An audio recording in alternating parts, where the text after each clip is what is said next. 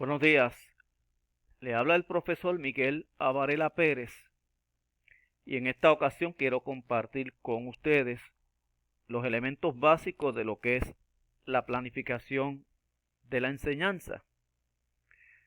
Nos decía ese gran científico Benjamin Franklin: cuéntame y lo olvidaré, enséñame y tal vez lo recuerde, involúcrame y voy a aprender. Denota obviamente la importancia del proceso enseñanza-aprendizaje y las herramientas que el docente tiene que tener presente para asegurarse que sus estudiantes están aprendiendo lo necesario y de forma práctica. Y para ello el docente cuenta con un proceso muy importante inherente a su función de enseñar, que es la planificación de la enseñanza. Partimos de estas dos preguntas básicas que se hacen los estudiantes a diario y que nosotros docentes también podemos replicar estas preguntas, y que requiere no solamente estar atento a la pregunta, sino a la respuesta que podamos tener a estas preguntas. ¿Qué aprender? ¿Qué quiero aprender?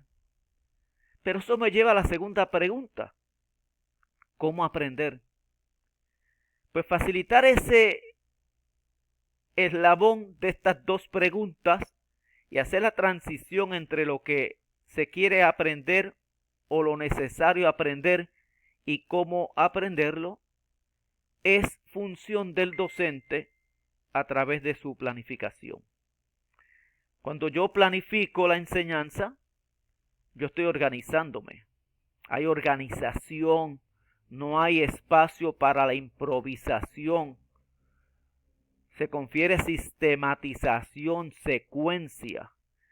Se evita que el estudiante esté en el vacío, sino que se lleva al estudiante en una secuencia lógica razonable a través del pensamiento, desde explorar hasta aplicar. Ayuda al logro de los objetivos, porque ese es el propósito y el fin último de planificar. Lograr que el centro del proceso, que es el estudiante, logre los objetivos.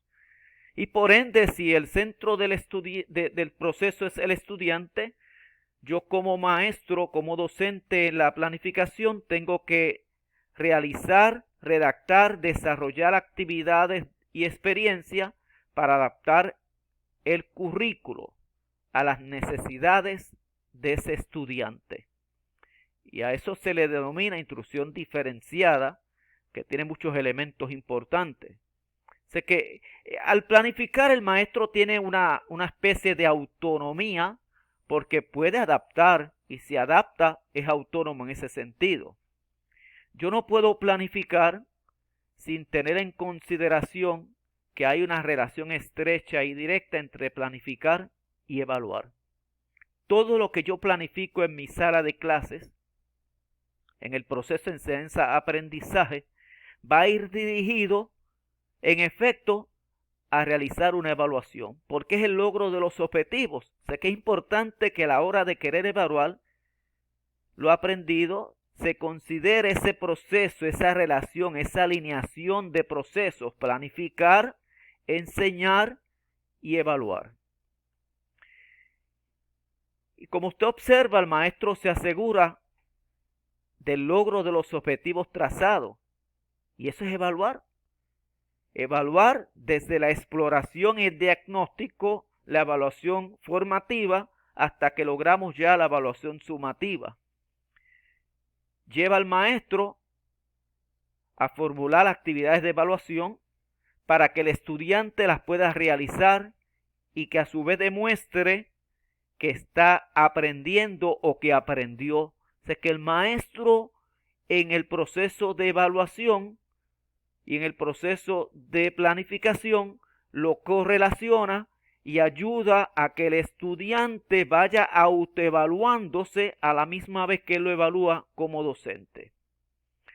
Y para eso utiliza una serie de mecanismos, de instrumentos. En este caso hablamos ahí de las pruebas como una secuencia de lo planificado y no nos limitamos a las pruebas de criterio, los exámenes tradicionales, sino que hacemos referencia a todo el conglomerado de la técnica de assessment que va mucho más en amplitud de lo que es evaluar.